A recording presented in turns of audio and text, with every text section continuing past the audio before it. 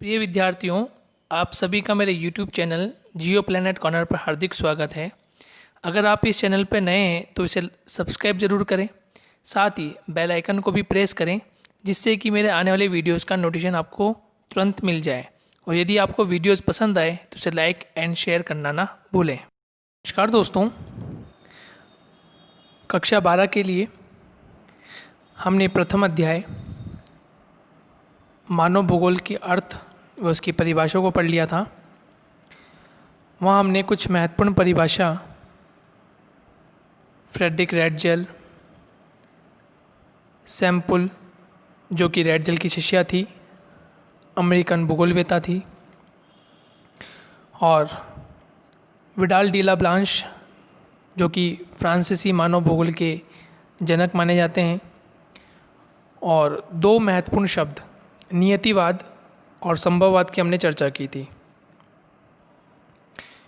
परिभाषा महत्वपूर्ण है, बोर्ड एग्जामिनेशन में प्रश्न पूछे जाते हैं, इसलिए आप इसे ध्यान रखेंगे, नोट्स बना लेंगे। और हमने पढ़ा था कि मानव भूगोल जो है वह एक महत्वपूर्ण शाखा है भूगोल विषय की, और ज्योग्राफी में या भूगोल में क्षेत्र से संबंधित, क्षेत्रीय भिन्नताओं से संबंधित अध्ययन किया जाता है। तो मानव से जुड़ी जितनी क्रियाकलाप हैं, उसका सांस्कृतिक वातावरण है, और ये प्रकृति या जो पृथ्वी का ये जो प्राकृतिक वातावरण है उसे प्रतिदिन प्रभावित करता रहता है, और मानव किस प्रकार से उसमें अनुकूलन स्थापित करता है या उसे अपरिवर्तन करता है, मॉडिफिकेशन करता है, और समय के साथ साथ आगे बढ़ता रहता है। तो आज दोस्तों हम मानव भूगोल की प्रकृति के बारे में, नेचर के बारे में चर्चा करेंगे कि मानव भूगोल में विशेषकर किस प्रमुख तथ्यों का, प्रमुख बिंदुओं का अध्ययन किया जाता है। तो आइए शुरुआत करते हैं आज के इस लेक्चर की, मानव भूगोल की प्रकृति। प्रसिद्ध भूगोलवेत्ता जीन ब्रुंश के अनुसार जिस प्रकार अर्थशास्त्र संबंध कीमतों से हैं, ध्यान रखिएगा, फर्स्ट लाइन इम्पोर्टेंट है कि जीन ब्रुंश जो है ये फ्रांस के भूगोलवेत्ता है, ये आपको ध्यान रखना है। तो जिस प्रकार अर्थशास्त्र एक विषय है दोस्तों, और इसका संबंध किससे स्थापित होता है? कीमतों से, ठीक है। भूगर्भ शास्त्र का संबंध चट्टानों से, जो जियोलॉजी होती है उसका संबंध किससे होता है? चट्टानों से। हालांकि चट्टानों को हम ज्योग्राफी में भी पढ़ते हैं। वनस्पति शास्त्र का संबंध पौधों से, मानवचार विज्ञान का संबंध जातियों से, और इतिहास का संबंध समय से होता है। ठीक उसी प्रकार भूगोल का जो केंद्र बिंदु है वह स्थान है, यानी कि स्पेस, प्लेस, स्थान। तो आपसे प्रश्न पूछा जा सकता है कि भूगोल का केंद्र बिंदु किसे कहा जाता है? तो आपको ध्यान रखना है स्थान, प्लेस। जो भी प्लेस होता है वो किससे संबंध रखता है? वो भूगोल विषय से संबंध रखता है। तो अब आपको समझ में आया होगा कि मानव भूगोल में जो स्थान होता है वो स्थान महत्वपूर्ण होता है। मानव समुदाय जहाँ निवास करता है, निवास करने वाला वो जो स्थान महत्वपूर्ण हो गया। क्यों वह उसी स्थान पर मानव समुदाय निवास कर रहा है? क्या कारण है उसके पीछे? क्यों कर रहा है? तो ये स्थान जो होता है वो स्थान भूगोल में इम्पोर्टेंट होता है। ठीक उसी प्रकार से इतिहास में समय महत्वपूर्ण होता है।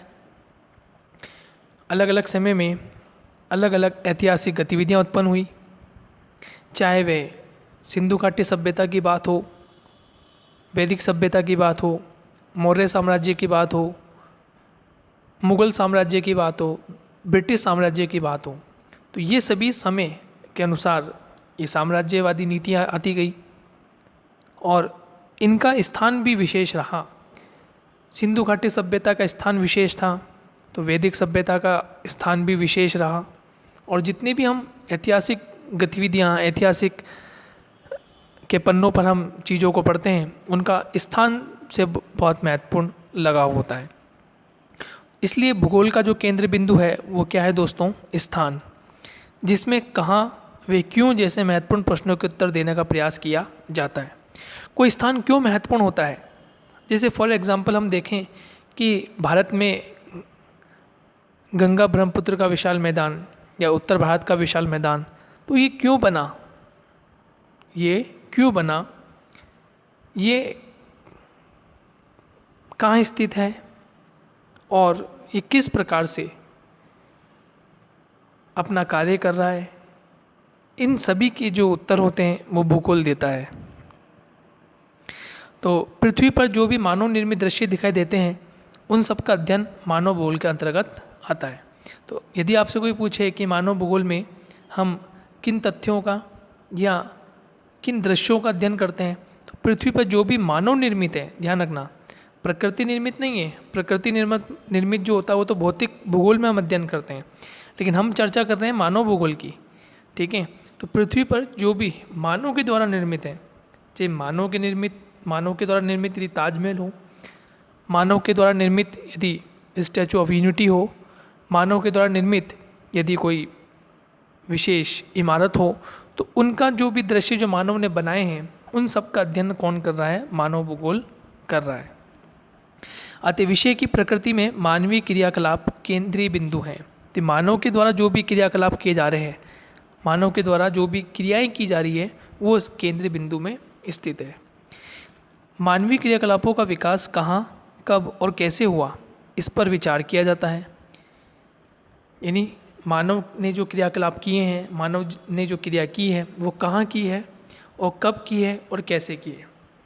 जैसे हम आदिम मानव की बात करें, यानी वह मानव जब जंगलों में निवास कर रहा था तो कहाँ कर रहा था, इस पर हम क्वेश्चन पूछ सकते हैं।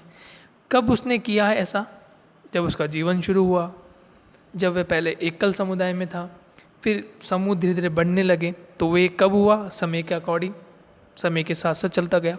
और कैसे उसने वो चीज़ उसमें उसका प्रयोग उसने किया, तो कैसे हुआ, तो इसका भी प्रश्न भूगोल में पूछा जाता है और भूगोल उसका जवाब देता है।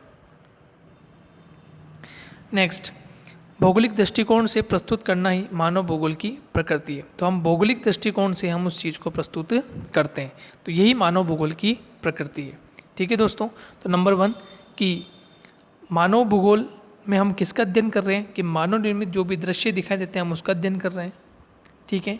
नंबर 2, मानव भूगोल जो है ये किस प्रकार का है, या इसका केंद्र बिंदु क्या है, तो स्थान यानी स्पेस, हम उसका अध्ययन कर रहे हैं। तो मानव भूगोल विभिन्न प्रदेशों के पारिस्थितिकी समायोजन, मानव भूगोल विभिन्न प्रदेशों के पारिस्थितिकी समायोजन और क्षेत्र का जो संगठन होता है के अध्ययन पर विशेष केंद्रित होता है। यानी मानव भूगोल जो है वो विभिन्न प्रदेशों की जो पारिस्थितिकी होती है, उनका जो समायोजन होता है और क्षेत्र का संगठन किस प्रकार से होता है, उन पर विशेष उसका अध्ययन किया जाता है। मानव भूगोल में ये विश्लेषण किया जाता है कि पृथ्वी के किसी क्षेत्र में रहने वाला, वापिस हम पढ़ लेते हैं, भूगोल में यह विश्लेषण किया जाता है कि पृथ्वी के किसी क्षेत्र में रहने वाला मानव समूह अपने जैविक, आर्थिक, सामाजिक व सांस्कृतिक विकास के लिए वातावरण का उपयोग किस प्रकार करता है। देखिए बड़ा ही महत्वपूर्ण ये स्टेटमेंट है। देखिए हम वापस पढ़ते हैं कि भूगोल ये विश्लेषण करता है, यानी भूगोल में हम इस चीज़ की स्टडी करते हैं कि पृथ्वी पर किस क्षेत्र पर रहने वाला मानव समूह, कि मानव किस स्थान पर रह रहा है, ठीक है, कौन सा स्थान है, क्योंकि हम स्थान की बात कर रहे हैं। चर्चा हुई थी हमारी, तो उसमें बात ये चली थी कि जो केंद्र बिंदु है किसी विषय का, जो केंद्र बिंदु है वो क्या होता है। तो इतिहास का केंद्र बिंदु क्या था, समय। अर्थशास्त्र का केंद्र बिंदु क्या है, कीमतें। भूगर्भ शास्त्र का केंद्र बिंदु क्या है, चट्टानें। तो उसी प्रकार मानव भूगोल का केंद्र बिंदु क्या है, या भूगोल का केंद्र बिंदु क्या है, तो स्थान। भूगोल का केंद्र बिंदु क्या है, स्थान। लेकिन मानव भूगोल में हम किन का अध्ययन कर रहे हैं, मानव के द्वारा जो निर्मित दृश्य हैं हम उनका अध्ययन कर रहे हैं। मानव के द्वारा जो निर्मित दृश्य हम उसका अध्ययन कर रहे हैं, ये हमने पढ़ लिया। नेक्स्ट, किसी क्षेत्र में रहने वाला जो मानव समूह होता है उसकी कुछ जैविक इकाइयाँ होती हैं, ठीक है। जैविक मतलब जिनमें जीवन होता है। कुछ उसकी आर्थिक गतिविधियाँ होती हैं, जैसे व्यवसाय करना। सामाजिक और सांस्कृतिक उसका वातावरण होता है, क्योंकि जिस परिवार में, जिस समाज में, जिस प्रदेश में वो रहता है तो उसका अपना एक सामाजिक और एक सांस्कृतिक वातावरण है। समाज में रहता है, सामाजिक प्राणी बनता है, और संस्कार जो उसको मिलते हैं, उसकी जो संस्कृति होती है वो संस्कृति उसके जन्म से लेकर मृत्यु तक साथ चलती है, के लिए वातावरण का उपयोग किस प्रकार करता है और वातावरण में क्या क्या बदलाव लाता है। तो वातावरण का उपयोग करता है, जैसे फॉर एग्जांपल कोई संसाधन है, ठीक है, जैसे खनन के द्वारा हमने खनिज प्राप्त किया और उस खनिज को हम इंडस्ट्री में लेके गए और उससे कोई हमने नया उत्पाद बना दिया, तो ये क्या है, वातावरण, यानी वातावरण में किस प्रकार से बदलाव कर रहा है।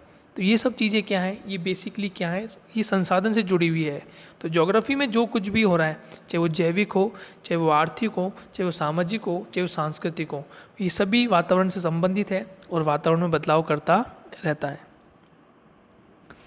मानव भूगोल जनसंख्या, प्रदेशों और संसाधनों की व्यू रचना करता है, ठीक है। तो मानव भूगोल क्या करता है, जनसंख्या का अध्ययन करता है, कौन कौन से प्रदेश विशेषकर बहुत महत्वपूर्ण है और संसाधन किस प्रकार से मानव के लिए उपयोगी होते हैं, उसकी क्या करता है, रचना करता है, उसके लिए एक नियम, उसके लिए एक नियोजन का कार्य करता है। मानव अपने पर्यावरण के अनुसार क्रियाकलापों में, रहन सहन में अनुकूलन, रूपांतरण व समायोजन करता है, ठीक है दोस्तों। इस प्रकार हम देखते हैं कि मानव भूगोल क्षेत्र विशेष में समय के साथ मानव व वातावरण के सभी जटिल तथ्यों के पारस्परिक संबंधों का अध्ययन मानव को केंद्रीय भूमिका से मानकर करता है। तो ये इस प्रकार से हम क्या देखते हैं कि मानव भूगोल जो है वो क्षेत्र विशेष की जो परिस्थितियाँ होती हैं, समय के अनुसार जो मानव का व्यवहार होता है, मानव का अपना वातावरण होता है, उसमें जो भी जटिल तथ्य होते हैं, ठीक है, उनके साथ पारस्परिक संबंध बनाता है और फिर केंद्रीय भूमिका को मानकर वह अध्ययन करता है। तो ये है मानव भूगोल की प्रकृति, कि जिसमें हम जो भी विभिन्न प्रकार से जनसंख्या, कुछ महत्वपूर्ण प्रदेश, संसाधन जो होते हैं, उसको किस प्रकार से हम यूटिलाइज कर सकते हैं, किस प्रकार से हम उसका उपयोग कर सकते हैं, और मानव के द्वारा जो भी बनाए गए भूदृश्य हैं, ठीक है, उनको किस प्रकार से उसने निर्माण किया, उसको देखना ही मानव भूगोल का प्रमुख उद्देश्य या उसकी प्रकृति है। और क्योंकि भूगोल का जो केंद्र बिंदु है वो स्थान है, तो स्थान ही सर्वप्रमुख हो जाता है। नेक्स्ट हम पढ़ते हैं कि मानव भूगोल का विषय क्षेत्र क्या है, यानी एज ए सब्जेक्ट मैटर हम देखें तो उसका स्कोप क्या है, किस प्रकार से हम मानव भूगोल विभिन्न प्रदेशों की व्याख्या करता है। नंबर 1, जनसंख्या बहुत ही महत्वपूर्ण है कि मानव भूगोल में जनसंख्या एक महत्वपूर्ण तथ्य है।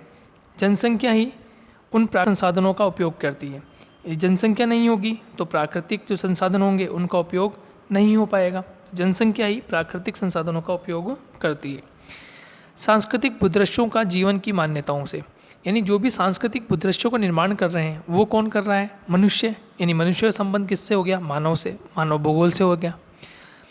पारस्परिक संबंधों का अध्ययन, पारस्परिक संबंधों का अध्ययन मानव की उन्नति के उद्देश्य से होता है। तो पारस्परिक संबंध जो स्थापित होते हैं ये मानव की उन्नति पर निर्भर करते हैं कि वो किस प्रकार से अपने पारस्परिक संबंध बनाता है। और सबसे महत्वपूर्ण बात अब आने वाली है कि एक व्यक्ति हैं, एक भूगोलवेत्ता है, हंटिंगटन ने मानव भूगोल के अध्ययन क्षेत्र को 2 वर्गों में बांटा, ठीक है। मानव भूगोल का जो हम अध्ययन करते हैं उस अध्ययन के 2 क्षेत्र होते हैं। नंबर 1 फिजिकल कंडीशन यानी भौतिक दशाएं, और दूसरा मानवीय अनुक्रिया यानी ह्यूमन रिस्पॉन्स, यानी भौतिक दशाएं जो भी होती है तो ह्यूमन का क्या रिस्पॉन्स होता है उसके प्रति, ठीक है। यदि किसी क्षेत्र में बाढ़ आ जाए, किसी क्षेत्र में सूखा पड़े, अकाल जैसी परिस्थिति बने, कहीं पर चक्रवात आ जाए, कहीं पर सुनामी आ जाए, तो ह्यूमन का यानी मानव का क्या रिस्पॉन्स होगा, मानव क्या क्रियाएं करेगा उससे बचने के लिए, यदि वो प्रभावित हो रहा है तो किस प्रकार से वो एक्शन लेगा। इसलिए ये बहुत इंपॉर्टेंट है। प्रश्न पूछा जाता है कि हंटिंगटन ने मानव भूगोल के अध्ययन क्षेत्रों को कितने वर्गों में बांटा, तो 2 वर्गों में। कौन कौन से, भौतिक दशाएं और मानवीय अनुक्रिया। ये एक महत्वपूर्ण है, इसको आप अंडरलाइन कर लीजिए, नोट्स फॉर्म में इसको आप लिख सकते हैं, ये इससे प्रश्न पूछे जाते हैं। नेक्स्ट, मानव भूगोल का विषय क्षेत्र व्यापक है। सारांश में मानव भूगोल के अंतर्गत विषय क्षेत्र को प्रमुख तथ्यों में हम सम्मिलित करते हैं। कुछ महत्वपूर्ण प्रदेशों की बात, जैसे जनसंख्या, उसकी क्षमता किस प्रकार की होती है, प्रदेश का प्राकृतिक संसाधन किस प्रकार के होते हैं। जैसे हम यहाँ पर एक प्रदेश को लेकर चलते हैं, एक प्रदेश विशेष की हम बात करते हैं, तो इसमें हम क्या देखेंगे, इसमें हमें ये देखने को मिलता है कि जनसंख्या और उसकी क्षमता, यानी राजस्थान में जो जनसंख्या है और उसकी क्षमता, यानी वह कितना प्रोडक्ट कर सकती है, कितना वो उत्पादन कर सकती है, उसमें कार्य करने वाले जो मजदूर लोग हैं वो राजस्थान की अर्थव्यवस्था को किस प्रकार से ऊपर तक लेके जा सकते हैं। औद्योगिक इकाई हो, चाहे कृषि क्षेत्र हो, चाहे खनन क्षेत्र हो या अन्य शिक्षा का क्षेत्र हो, वहाँ पे किस प्रकार से वो अपनी क्षमता का अधिकतम उपयोग कर सकते हैं। प्रदेश के प्राकृतिक संसाधन, किसी भी प्रदेश के जो प्राकृतिक संसाधन होते हैं वो बहुत ही महत्वपूर्ण होते हैं, क्योंकि वह जो प्राकृतिक संसाधन होते हैं ये वहाँ की जनसंख्या के लिए एक प्रकार से गिफ्ट होते हैं, जो कि नेचर, जो कि प्रकृति उन्हें गिफ्ट के रूप में प्रदान करती है। सांस्कृतिक वातावरण ये भी महत्वपूर्ण है कि वहाँ का सांस्कृतिक वातावरण जो है वो किस प्रकार से मनुष्य के द्वारा जो दृश्य बनाए गए हैं, जो क्रियाएं वो करता है, वो किस प्रकार से महत्वपूर्ण होती हैं। जीविका चलाने का जो साधन होता है वो किस प्रकार से महत्वपूर्ण होता है, हम उसकी चर्चा करेंगे। समायोजन व प्रादेशिक संगठन किस प्रकार से हैं और दूसरे प्रदेशों का संबंध उसका किस प्रकार से होता है, हम उसकी चर्चा करते हैं। देखिए, नंबर 1 है जनसंख्या। जनसंख्या किस प्रकार से, इसकी हम चर्चा कर लेते हैं। देखिए, जनसंख्या जो एक महत्वपूर्ण तथ्य है मानव भूगोल के लिए, उसमें हम क्या देखते हैं कि जनसंख्या का वितरण प्रारूप कैसा है। हर क्षेत्र का वितरण प्रारूप अलग अलग होता है।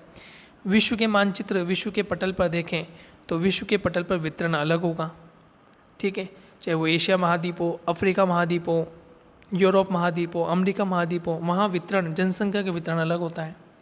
भारत हो तो भारत में हम अलग अलग राज्यों का वितरण देखें, वह भी अलग अलग देखने को मिलता है। जनसमूह, जनसमूह ये अलग होगा।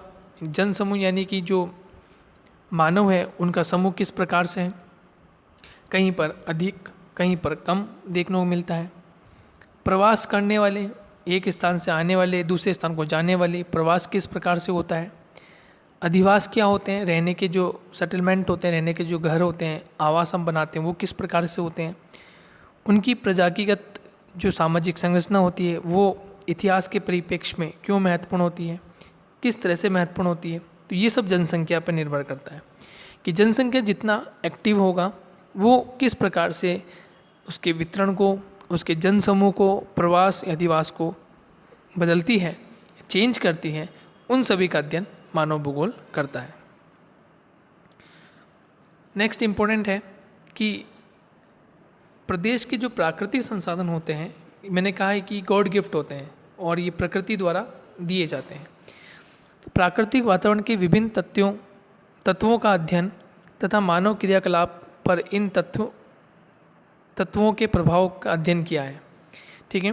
तो प्राकृतिक वातावरण के विभिन्न जो तत्व होते हैं उनका अध्ययन, मानवीय क्रियाकलापों पर इन तत्वों के प्रभाव का अध्ययन किया जाता है। और हम ये देखते हैं कि इसमें प्राकृतिक संसाधन, भूमि, जल, वन, खनिज का अध्ययन सम्मिलित होता है। तीसरा इम्पोर्टेंट है सांस्कृतिक वातावरण। सांस्कृतिक वातावरण किस प्रकार से, तो पृथ्वी पर जो भी दृश्य मनुष्य की क्रियाओं द्वारा बने हुए हैं, दिखाई पड़ते हैं, वे सब मानव भूगोल के अध्ययन में शामिल किए जाते हैं।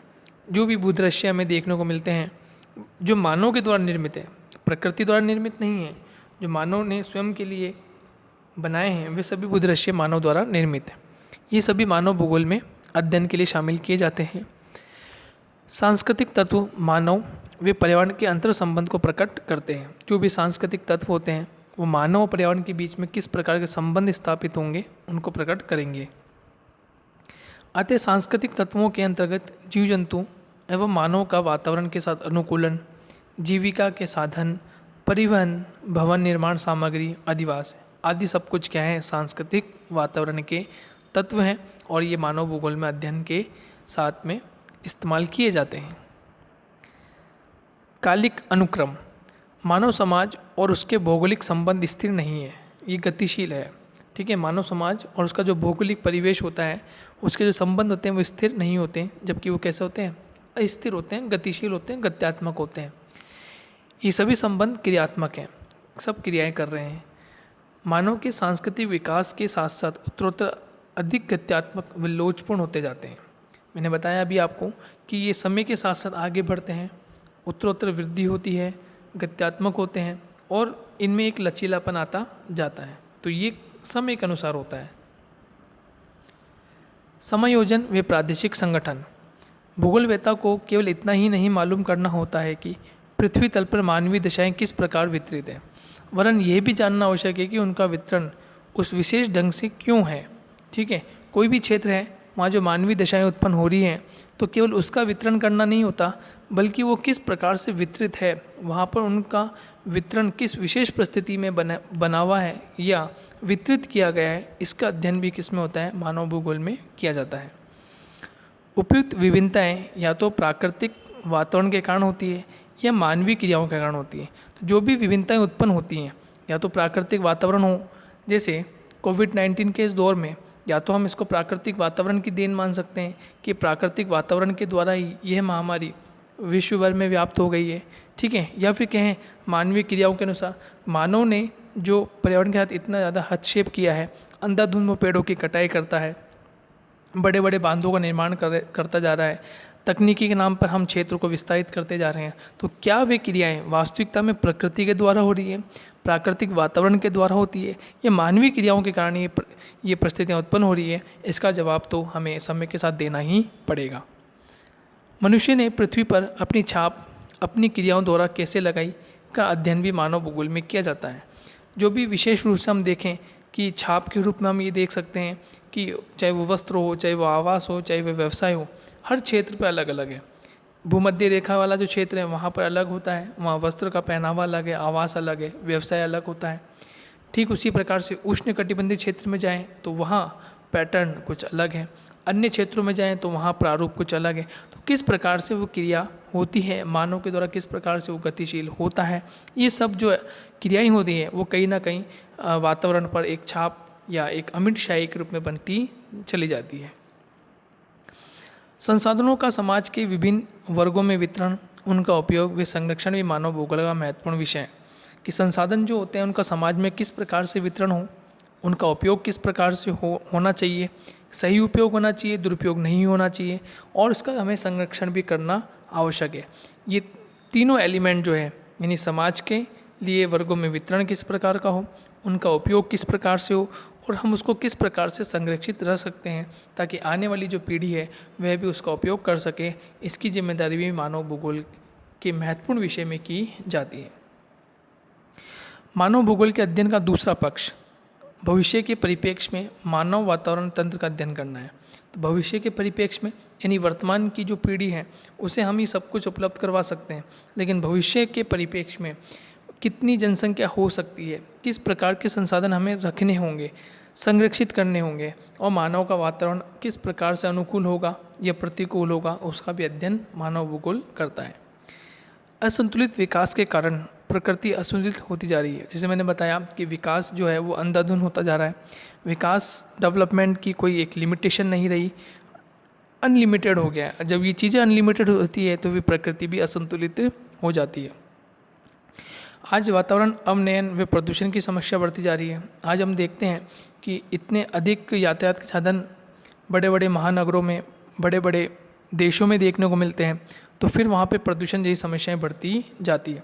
बड़े बड़े कल कारखाने, इंडस्ट्रीज इतनी बहुत अधिक हो गई है कि उनसे निकलने वाला धुआं हो या उनसे निकलने वाला प्रदूषित जल हो, ये कहीं ना कहीं मानव के स्वास्थ्य के लिए खतरा साबित हो रहा है, और साथ ही साथ ये प्रकृति के लिए भी खतरा उत्पन्न करता रहता है।